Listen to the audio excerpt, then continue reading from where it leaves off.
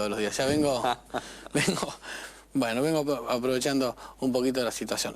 Sergio, cada vez que se da la casualidad de tener a un religioso enfrente para entrevistar y algún hecho trágico cercano, hago la misma pregunta, ¿no? Ahora pensaba en el accidente del tren, claro, en los 17 muertos, en Dolores, y cuando pasa algo así y me cruzo con un cura, un rabino, un evangélico, siempre pregunto lo mismo. ¿Por qué Dios elige a algunos para que pierdan la vida en un accidente de estos y a otros no? Hay un outlet, digo, Dios nos quiere a todos por igual, más o menos. Mira, preguntarse y contestarse respecto a Dios parte de la premisa que nosotros asumimos que Él nos creó a su imagen y semejanza y en realidad nosotros lo creamos a nuestra imagen y semejanza cuando no podemos diferenciar la idea que nosotros construimos acerca de lo que Dios es y su esencia. Lo que Dios es inaccesible para la conciencia y la realidad humana. Es decir, los que somos creyentes hacemos referencia a una entidad trascendente, pero para llegar a ella la representamos. Entonces, pensar en términos antropomórficos, o te diría infantiles, acerca de Dios, es un tipo con barba que está en el cielo, y que elige lo que va a pasar a cada uno de nosotros, no es que sea imposible, pero yo te diría es una versión bastante poco evolucionada de la complejidad y la realidad sofisticada que nos toca vivir. Yo prefiero otro modelo que no es una certeza de lo que Dios es, pero la manera en la cual yo puedo sostener una creencia y al mismo tiempo la angustia existencial, ni que el mundo es lo que debe, ni que nos pasa lo que nos corresponde, sino que estamos desafiados a darle un sentido, donde yo diría, en realidad Dios creó el mundo y te diría, se fue de él. Nos dejó a nosotros responsables de este mundo en el misterio que sigue vigente, pero somos nosotros los que lo tenemos que revelar. Y lo que preguntaría frente a esta tragedia como otras es no tanto dónde Dios está en esto, sino dónde está el hombre. Es decir, dónde está el hombre con el uso de su razón y de su conciencia que con una barrera baja cruza. ¿Dónde está el hombre en términos de que si no descansa y no duerme y no tiene un régimen laboral y una auditoría por la cual el que tiene la responsabilidad de llevar a todos en un micro tiene que estar velado por la ley? Yo la responsabilidad del hombre, como podrás imaginar, la entiendo, creo que bastante bien. Pero bueno, me interesaba saber la otra idea, ¿no? Yo no lo veo, que es como muy básico y muy infantil pensar que Dios tiene que ver con eso. Yo no lo veo a Dios operando en ese nivel, sí lo veo como una fuerza o una fuente para sostenernos frente a la adversidad y frente a la bendición, pero no resuelve la causalidad. ¿Por qué? Porque la vida termina siendo no lo que nos pasa, que a veces no está gobernado por causa y efecto, sino cómo transitamos lo que nos pasa. Pero voy a discutir un poco. Vos decís, no, pero no voy a discutir sobre Dios porque eso sabes mucho más. No es un tema de saber. No, bueno, yo entiendo, pero pensaste más tiempo en eso que yo estoy seguro.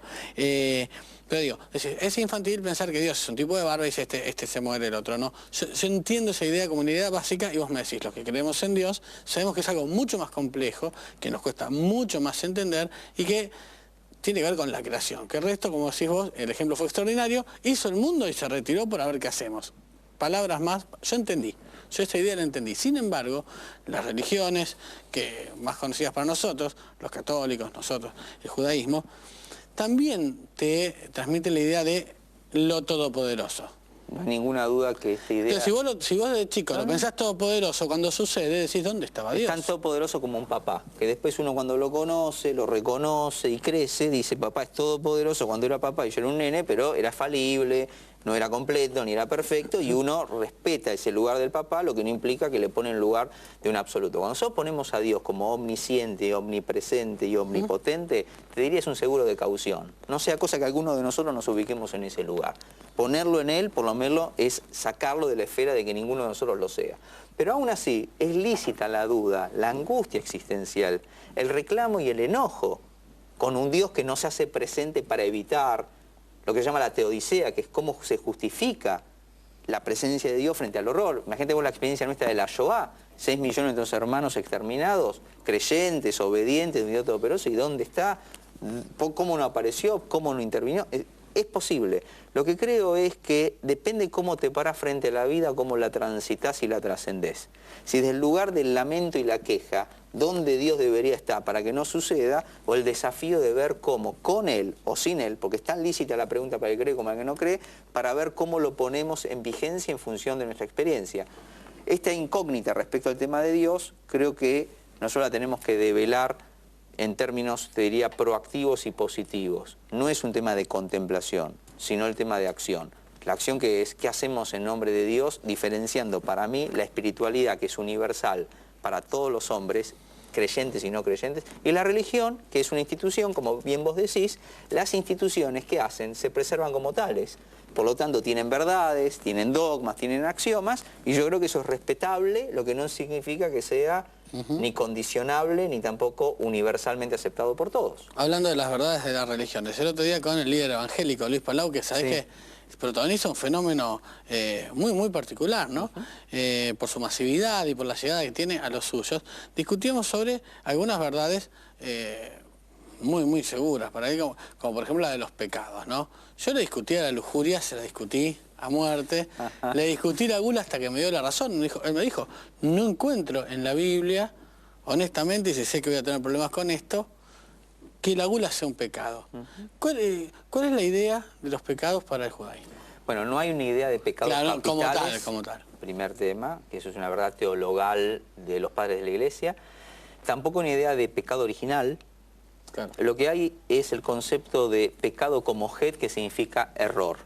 Es decir, aceptada la dimensión de libres, irresponsables y separado, conjunción, pero somos libres irresponsables, es decir, hacemos con la libertad lo que nos parece, nosotros nos vamos a equivocar. En el momento de equivocarnos vamos a pecar, pero acá pecar no es un tema que estás condenado, sino que vas a pecar porque en el uso de tu libertad te vas a equivocar. Hay que reparar el pecado como error, lo que no implica que uno está ni a priori condenado ni esencialmente es pecaminoso. Lo que creo bajo la concepción del tema del pecado, que no se debe cargar la culpa, sino la responsabilidad. Responsabilidad no en términos del culpable, quién hizo esto, sino que uno tiene que dar respuesta por lo que hace. Si te equivocaste, rectificarlo, por lo tanto el pecado debe ser rectificado por la responsabilidad, y si hacen las cosas bien... Eso tiene más que ver con el error y la reparación. Inherente a la esencia de que somos libres. Está bien.